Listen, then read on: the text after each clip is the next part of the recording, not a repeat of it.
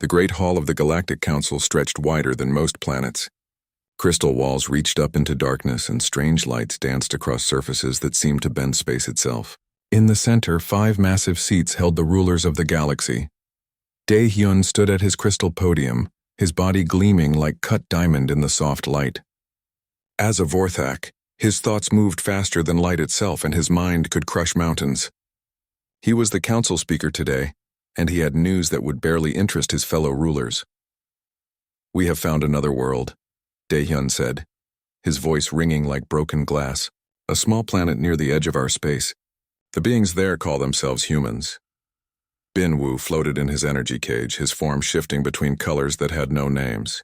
As a member of the Krell, he could change matter with a thought and lived longer than stars. "How boring," he said, his voice crackling like lightning. "What makes these humans special? Do they have any power at all?" Sunja clicked her sharp legs against her seat. Her insect body was black and shiny, and thousands of her sisters shared her thoughts across the galaxy. The Zephyrian collective never acted alone. Our scouts say they are weak. They have no mind link. They cannot even speak to each other across space without machines. Gitai laughed, and the sound was like rocks falling down a mountain. The Titan was made of living stone, older than memory, stronger than steel. "They are made of soft meat," he rumbled. "They break when you touch them. They live for less than 100 years. Why do we even talk about them?" The last member of the council said nothing at first. Hyejin existed mostly in spaces between spaces, her gaseous form touching other dimensions.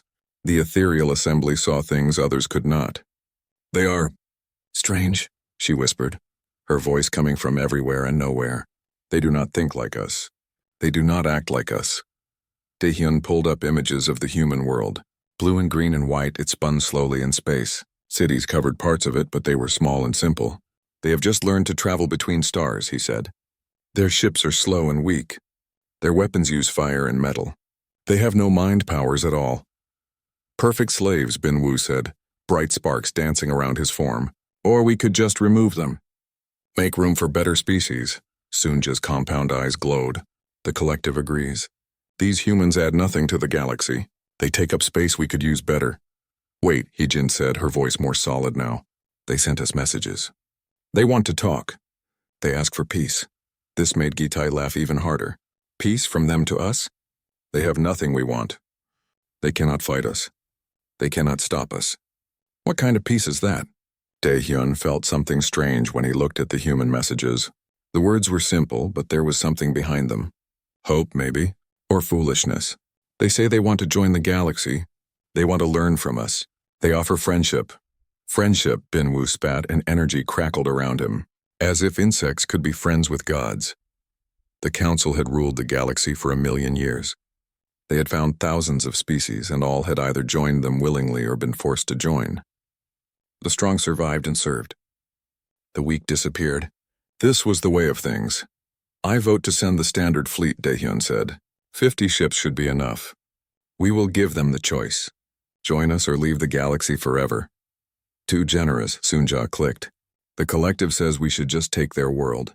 Use it for something better." "No," Gitai rumbled. "Let them choose. It is more fun when they choose badly." Bin-woo's form brightened. "I agree. Send the fleet. Let them see real power. Then they will know their place." Hyejin floated quietly for a long moment. "Something feels wrong about this," she finally said. "These humans, they are different somehow." "Different how?" Dae-hyun asked. "They are weak. They are small. They have no special powers. What makes them different?" "I do not know," Hyejin admitted. "But when I look at their world, I see possibility. Many possibilities. Too many possibilities." The other council members ignored her concerns. The ethereals always saw strange things in their other dimensions. Most of it meant nothing in the real world. "The vote is settled," Dae-hyun declared. "We send 50 ships to human space. Admiral Hyunwoo will lead them. He has done this many times before. The humans will see our power and submit, or they will see our power and die." Sunja's sisters across the galaxy shared the news instantly. The collective would provide navigation data and tactical support. It would be easy work. Gitai cracked his stone knuckles. "Maybe some of them will fight. It has been too long since we had a real battle." "It will not be a battle," Bin said with certainty. It will be a demonstration. Show them what real power looks like and they will fall to their knees. Daehyun closed the human files. Another species to catalog, another world to claim, another victory to add to their endless list. The galaxy belonged to the strong, and they were the strongest of all. But as the council members left the great hall, Heejin lingered. She stared at the images of the human world, at the blue oceans and white clouds. In her special sight, she could see the threads of possibility stretching out from that small planet. Most futures ended in darkness and submission, as always, but some did not. Some showed fire and light and changes that made no sense. Some showed the impossible becoming possible. Some showed weakness becoming strength in ways that broke all rules. "What are you, humans?" she whispered to the empty hall. "What are you really?" The images showed her nothing new. Small, weak creatures living short lives on a tiny world. They had families and dreams and fears like any species. They built things and destroyed things and loved things just like everyone else. But the possibilities were like nothing she had ever seen. Heejin shook her gaseous head and floated away. Probably nothing would come of it. The humans would submit or die, and the galaxy would continue as it always had. The strong would rule and the weak would serve. It was the way of things. It had always been the way of things. In 6 months, Admiral Hyunwoo would reach the human world with his 50 ships. He would demand submission. The humans would see his power and surrender, or they would see his power and be destroyed. It was simple. It was always simple. Daehyun's crystal form gleamed as he walked through the station corridors. Around him, representatives of 100 species bowed and stepped aside, the conquered and the willing servants, the weak and the smart enough to know they were weak. Soon, there would be one more species on that list. Soon, the humans would learn what power really meant. The galaxy turned and time moved forward, and 50 ships began their journey toward a small blue world where creatures made of soft meat and impossible dreams waited to meet their new masters. None of the council members guessed that they were about to meet something that would change everything they thought they knew about power, about strength, and about what it truly meant to be alive in a vast and dangerous universe. The humans were waiting. Admiral Hyunwoo stood on the bridge of his flagship, watching the human world grow larger on the screen. 6 months had passed since the council made their decision, and now 50 of the galaxy's finest warships hung in space above the planet, the humans called Earth. His crystal body reflected the light from the blue world below. As a Vorthak, he had conquered 17 species without losing a single ship. This would be number 18, and probably the easiest yet. "Send the message," he told his communications officer. The standard demand for surrender, translated into the simple human language. Join the galaxy or be removed from it. Simple choice.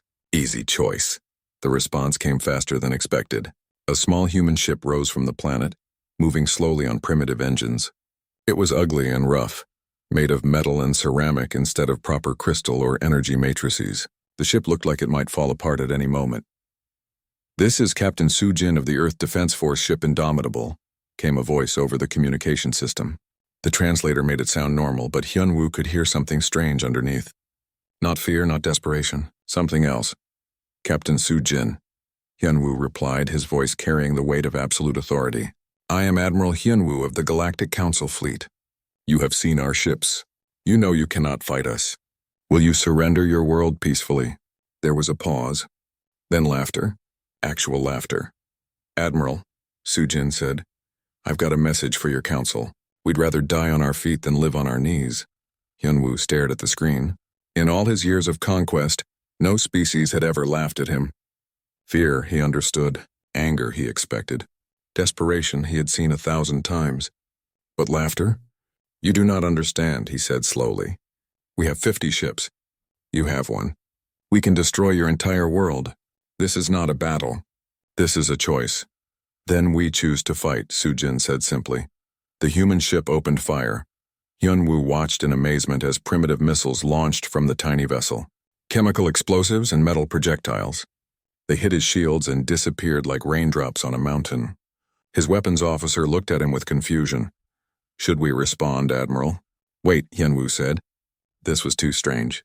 No species fought when they had no chance. It was against all logic. All survival instinct. More human ships rose from the planet. Dozens of them. They were all small, all weak, all doomed. They spread out in what might have been a battle formation if it wasn't so hopeless. Last chance, Yunwu broadcast to all human ships. Surrender now and your people will live as servants. Continue fighting, and we will turn your planet to dust. Then you'd better bring more ships, came Sujin's reply. The battle began. What happened next would be talked about in Galactic Council halls for centuries to come. The humans fought with a madness that defied understanding. They threw their ships at the galactic fleet like weapons themselves, ramming shields with their metal hulls, exploding their own reactors to damage enemy vessels. Myung-ho, the Zephyrian tactical coordinator, watched his perfect battle plans crumble. The humans didn't follow any known patterns. They didn't try to preserve their forces or fall back when damaged. Instead, they fought harder when they were losing. One human ship, crippled and burning, used its last power to crash into a Krell energy vessel. The impact shouldn't have done any damage, but somehow the human ship's dying reactor caused a cascade failure. The Krell ship exploded in a shower of light. How? Myung-ho clicked frantically to his sisters across the fleet. The mathematics do not work. The impact energy was insufficient. The shields should have held. But more impossible things kept happening. Human ships that should have been destroyed kept fighting. Crews that should have been dead kept shooting. Weapons that should have been useless found ways to hurt ships 1,000 times stronger. Admiral, his weapons officer, reported, "We're taking casualties." Hyunwoo couldn't believe it. "From them? How many ships have we lost?" 12, sir. And counting, 12 ships against beings made of soft meat using fire-powered weapons. It was impossible. It was insane. All ships full attack, Hyunwoo ordered. Destroy them all, now. The galactic fleet opened fire with everything they had. Energy beams that could crack planets. Missiles that bent space. Weapons that attacked matter itself. The space around Earth filled with fire and death, but the humans didn't break. Sujin's ship was hit by 3 different beam weapons. Its hull melted. Its engines died. Atmosphere leaked out in frozen clouds. Any reasonable crew would have ejected or surrendered. Instead, Sujin used the ship's last momentum to ram a Titan vessel. The impact cracked the stone giant's hull, and for the first time in a million years, a Titan ship retreated from battle. "They're insane," Gitae's voice rumbled over the fleet communication. "These humans are completely insane." "No," came another voice. Hyojin, speaking from the ethereal command ship. "Not insane, determined. They are not fighting to win. They are fighting to prove something." "Prove what?"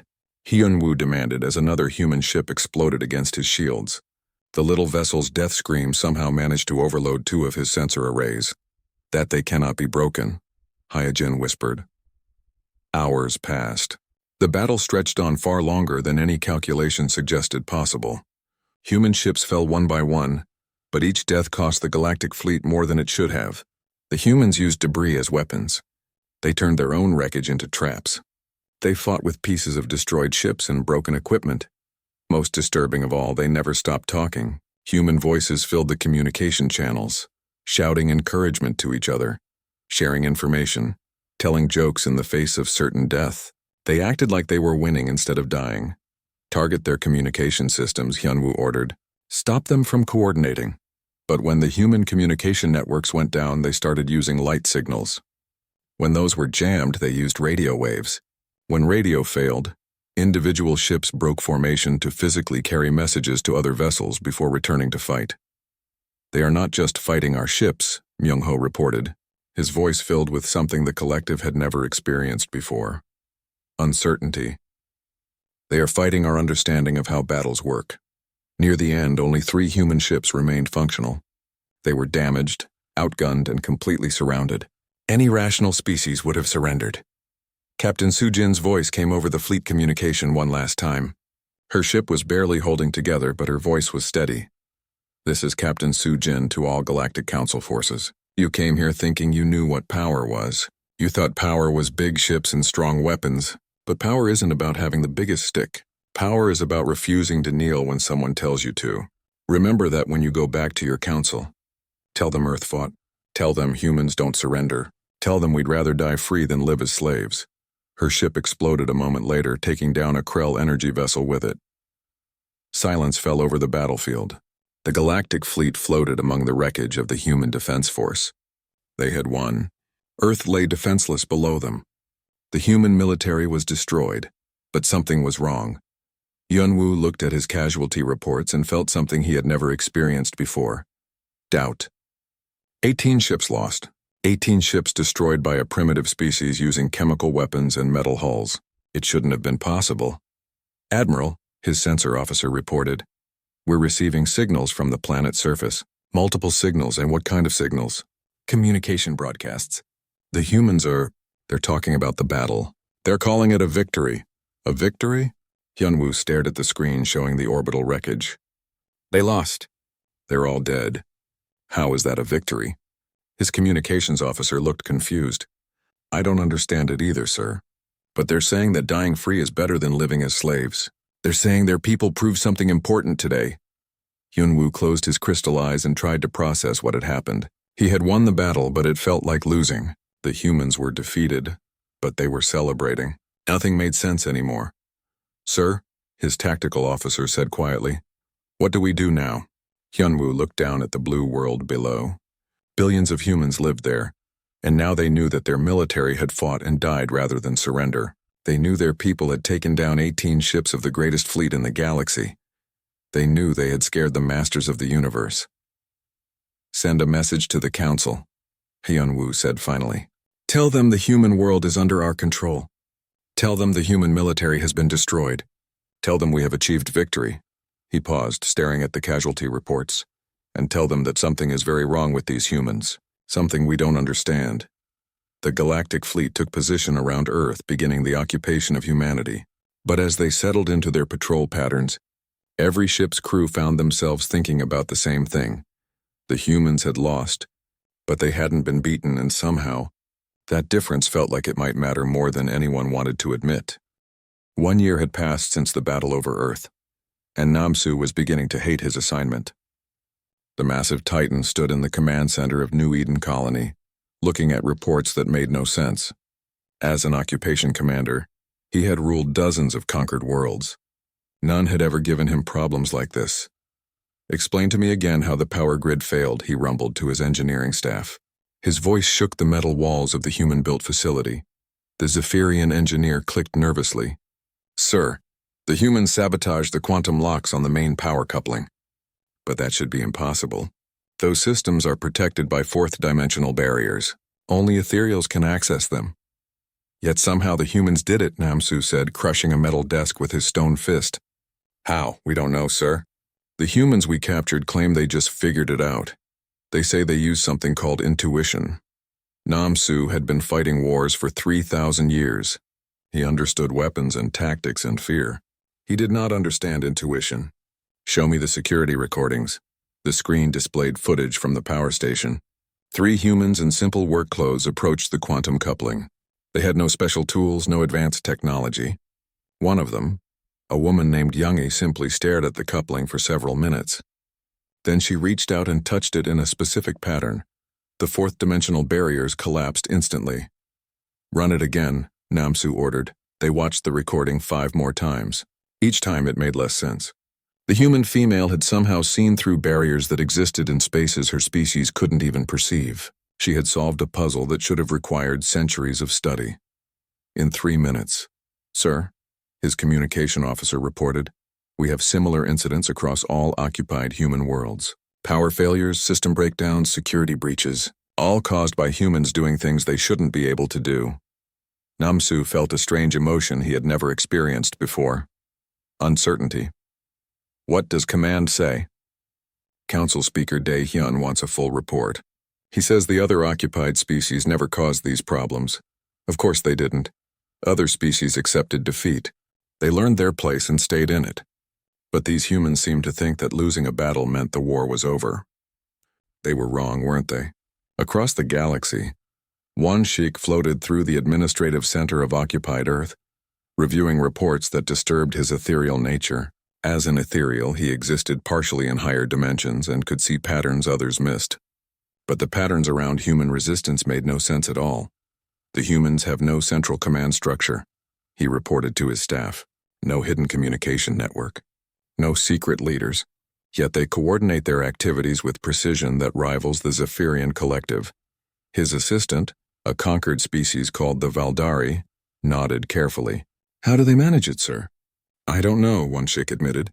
When we capture resistance cells, they know nothing about other cells. When we monitor their communications, they share no tactical information. Yet somehow when one group acts, others respond perfectly. The reports kept coming in. Humans sabotaging supply lines they shouldn't know about. Humans appearing at strategic locations at exactly the right times. Humans rescuing prisoners they had no way of knowing existed. Sir, his intelligence chief said, we intercepted some human communications. You should hear this. The recording played voices of humans talking in their simple language. But it wasn't tactical information or military planning. It was stories. Stories about their defeat in orbit. Stories about Captain Su Jin and her last message. Stories about how 18 galactic ships had fallen to human courage. Stories about ordinary people doing extraordinary things. They're not coordinating through military channels, Wanchik realized. They're coordinating through inspiration. But that was impossible. Inspiration wasn't a communication method. Stories weren't tactical intelligence. Hope wasn't a strategic resource, was it? On the prison world of Keth 7, Sang-min prepared for another interrogation session. As a Vorthak, his psychic powers could break the strongest minds and extract any information he needed. He had never failed to crack a prisoner, until now. The human in the cell was named Ji-ho, a resistance fighter captured during a failed supply raid. He was young, weak, and completely outmatched. Breaking him should have taken minutes. 3 weeks later, Sang-min was ready to give up. Tell me where your friends are hiding, he said, pressing his crystalline hands against the human's temples. Psychic energy flooded into Ji-ho's mind like acid. The human screamed. But he did not break. I can make the pain stop, Sang-min offered. Just give me names, locations, plans. I don't know any plans, Ji-ho gasped. We don't make plans. We just do what's right. What's right? Sang-min stared at the human in confusion. What does that mean? It means we don't surrender. It means we don't give up. It means we keep fighting until we're free or we're dead. Sang-min increased the psychic pressure. In the human's mind, he could see memories. Childhood on Earth, family, friends, dreams of a better future. And running through it all, a golden thread of something that hurt to look at. Hope. The human believed with absolute certainty that his people would eventually win. Not because of superior weapons or clever tactics, but because they deserved to win. Because freedom was worth any sacrifice. Because surrender was worse than death. You're going to lose, Sang-min told him. We have conquered 1,000 species. We always win. Maybe, Ji-ho said through his pain, but you'll remember us. Every time you look at the stars, you'll remember that some people fought back.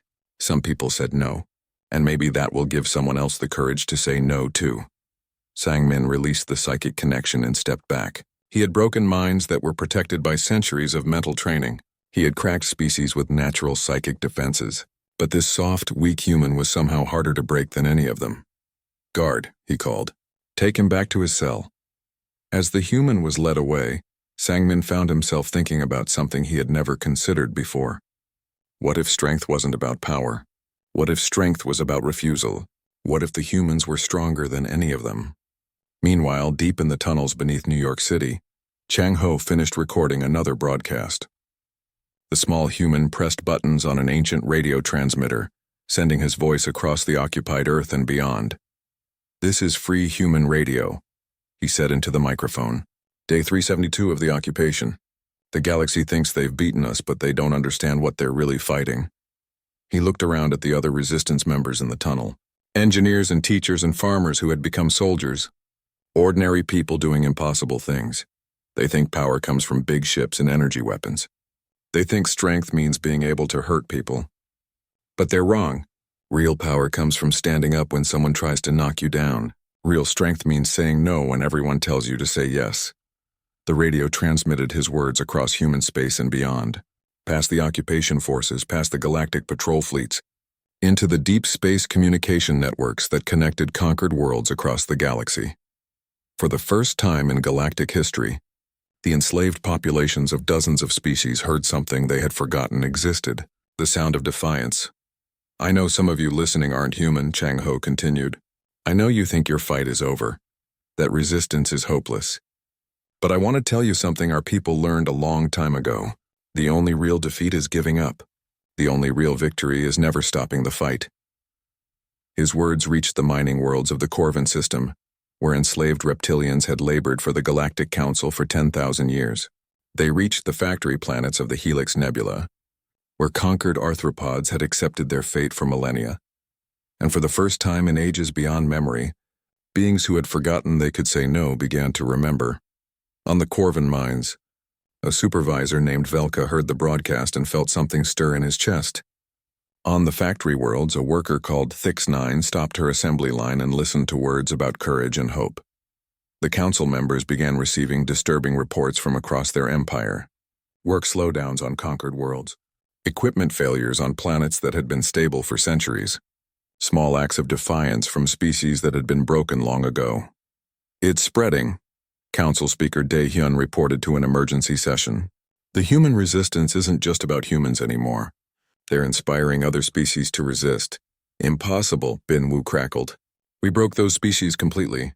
They have no fight left. They didn't, Soon-ja agreed, until they heard human voices telling them that defeat didn't have to be permanent. Gitai slammed his stone fist against his chair.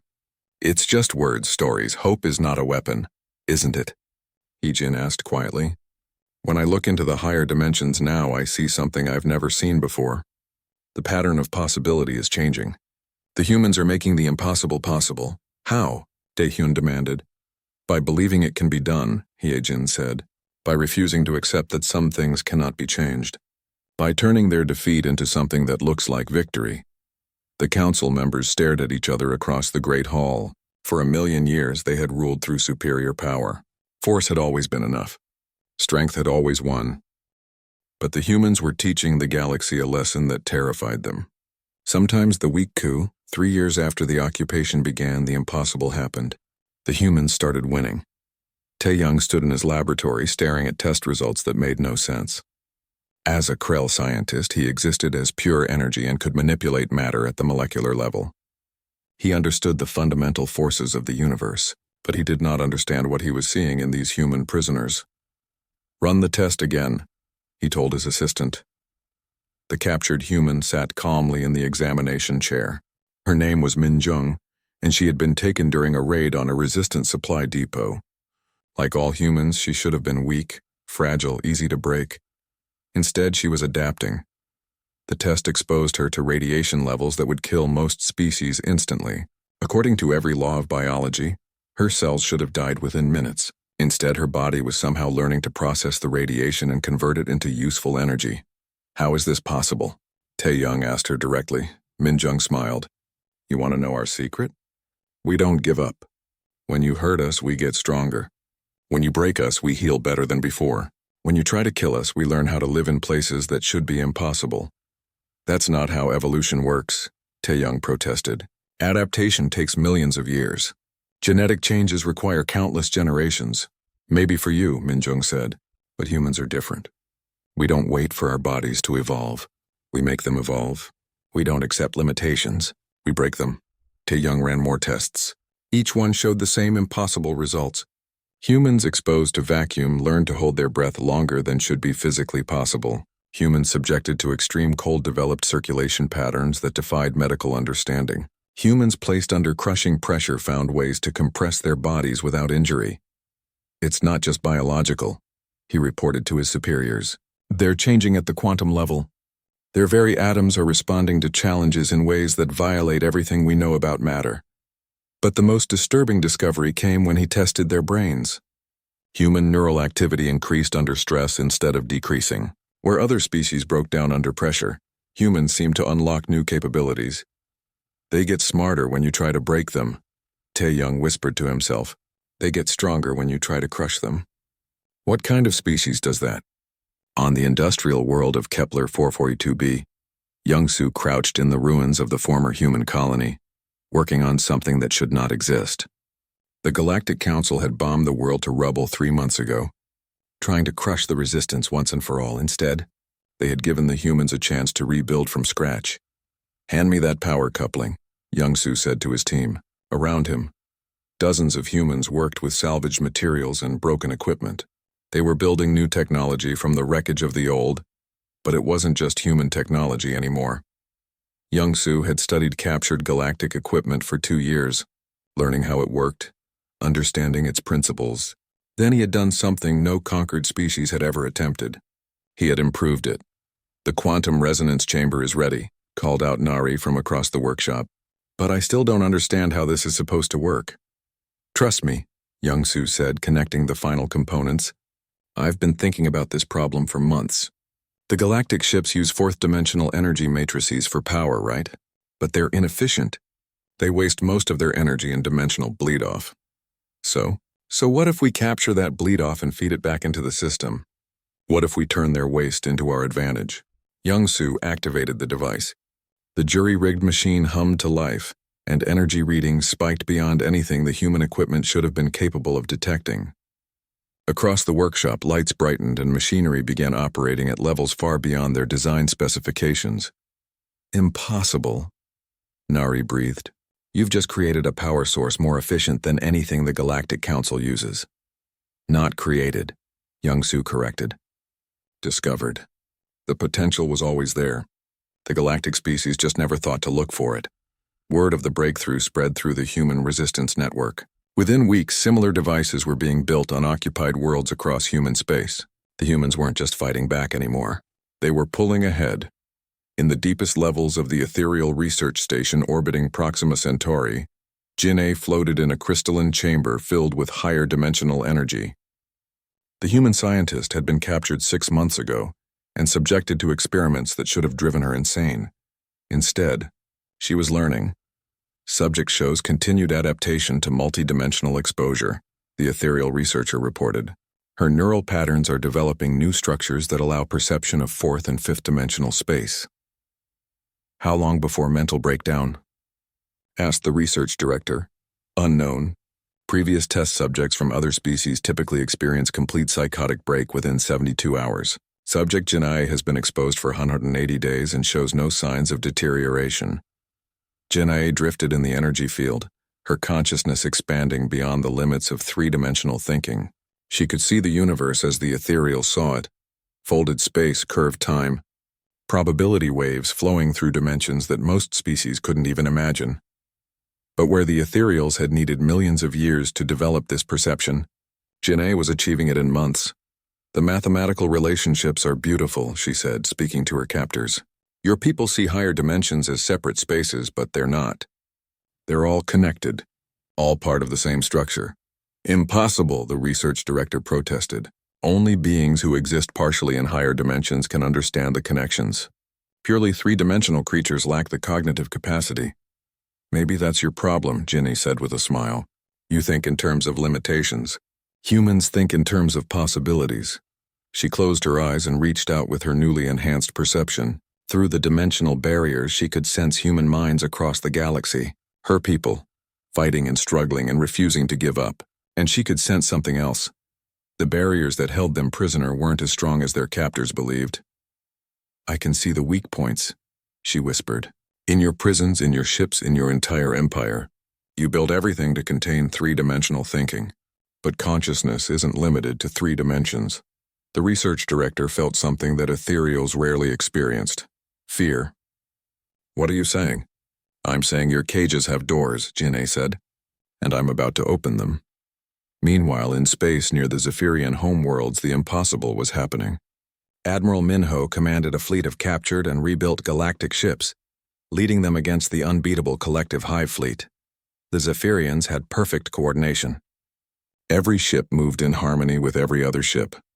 Their tactics were flawless, their timing precise. They should have crushed the ragtag human force in minutes. Instead, they were losing. How are they doing this? The collective hive mind demanded through 1,000 voices. Their tactics make no sense. Their strategies are impossible.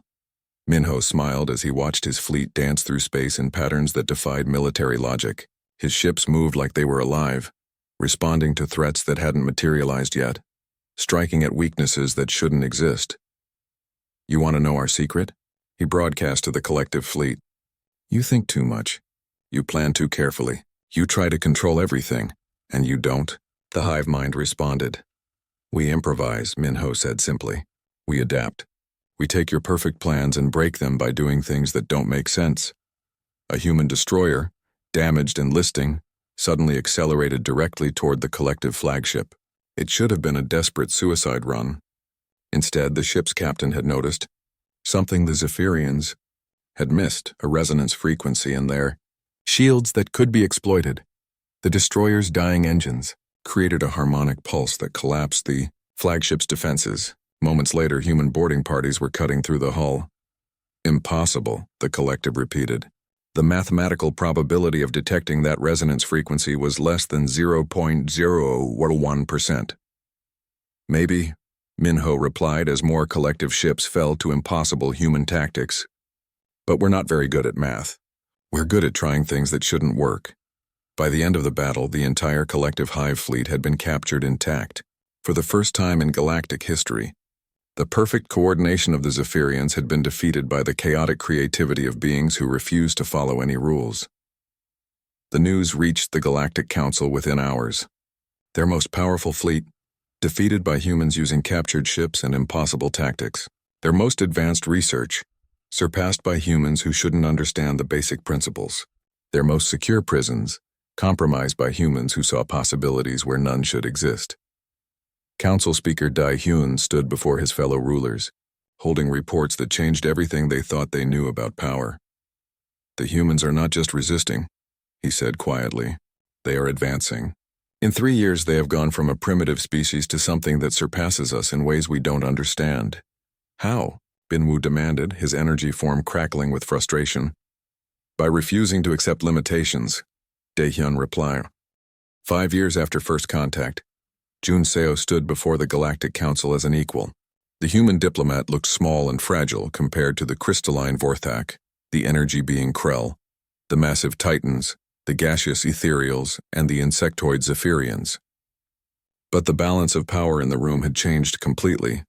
Behind Jun Seo, visible through the Great Hall's crystal walls, hung the combined fleet of the Human Liberation Front.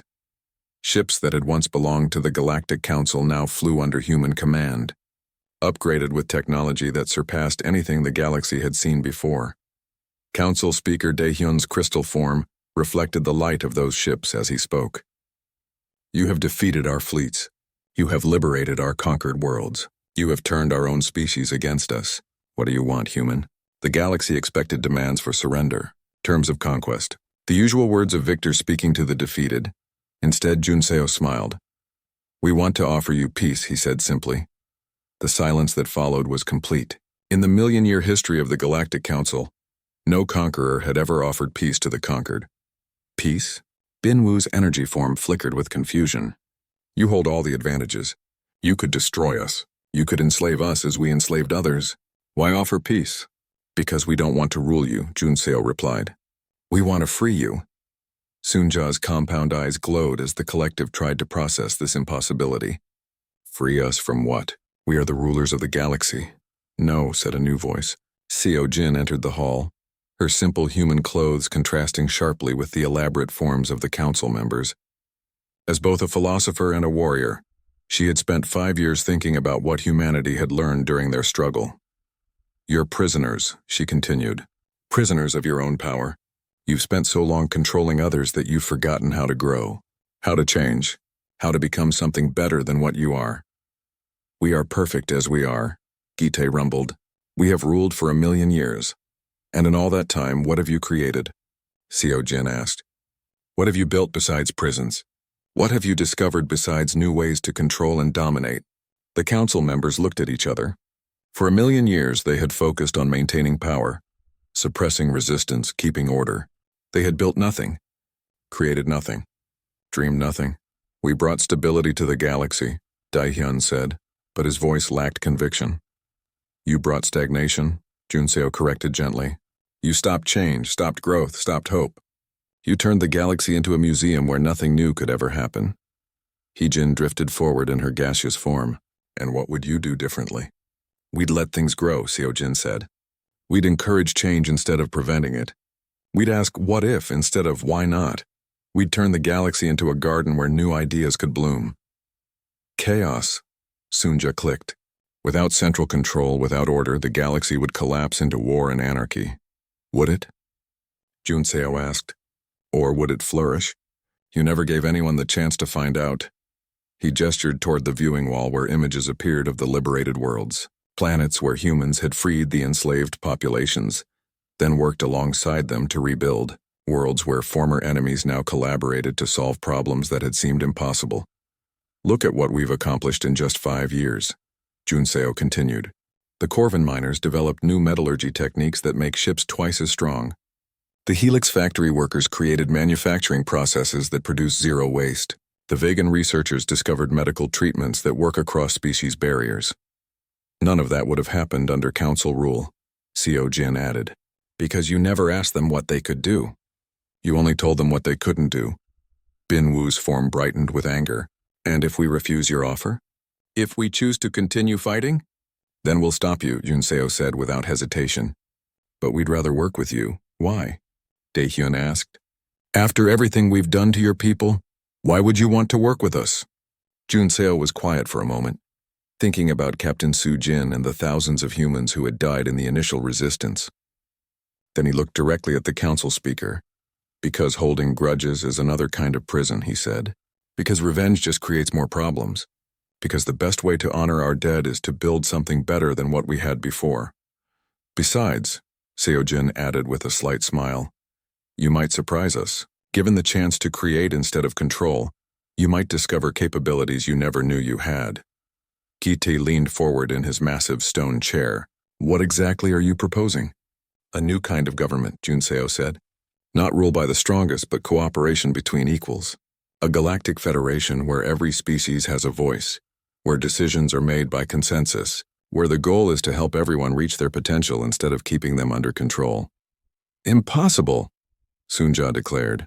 Too many species, too many different needs, too many conflicts of interest. Is it impossible? Heejin asked quietly. Or is it just difficult? The ethereal had been watching probability streams for 5 years, seeing the future reshape itself around human influence. What she saw now made her gasp. The patterns are beautiful, she whispered. If this works, if species learn to cooperate instead of compete, the possibilities are endless. It won't work, Bin Wu insisted. Species will always fight. The strong will always dominate the weak. It's the natural order. Maybe it was, Seo Jin said. But humans have a saying, just because something is natural doesn't mean it's right. We've spent our entire history fighting against the natural order. Fighting against disease, against ignorance, against despair. Fighting against the idea that things can't get better. And you've made them better, Daehyun said slowly. You've proven that the impossible can become possible. Junseo nodded. That's what we're offering you. The chance to make things better. The chance to be part of something greater than yourselves. The council members considered this. For beings who had spent eons believing that power meant control, the idea of power through cooperation was almost incomprehensible. What would happen to us? Gi-tae asked. In this federation of yours? You'd be founding members, Seo Jin said. Your experience, your knowledge, your capabilities would be invaluable. But instead of using them to dominate others, you'd use them to lift everyone up. You would trust us? Sunja asked. After everything? Trust has to start somewhere, Junseo replied. And we've learned that the best way to change someone's behavior is to give them a chance to be better than they were. Heejin floated closer to the humans. I can see the probability streams. This conversation is a nexus point. The choice made here will echo through the rest of galactic history. Then let's make it a good choice, Seo Jin said. Daehyun stood slowly, his crystal form catching the light from 1,000 sources. Around him, his fellow council members watched as he made the decision that would end an empire and begin something entirely new. We accept, he said quietly. We accept your offer of peace. We accept your vision of cooperation. We accept the chance to be better than we were. 1 year later, Si Young ran through the gardens of Federation Station, chasing a ball with friends from 12 different species. The child was half human, half Vorthak, her crystal-touched skin gleaming in the light of stars from across the galaxy. Around her, the station bustled with activity. Ethereal researchers worked with human scientists to unlock the secrets of multidimensional space. Titan engineers collaborated with Zephyrian coordinators to build ships that could travel between dimensions.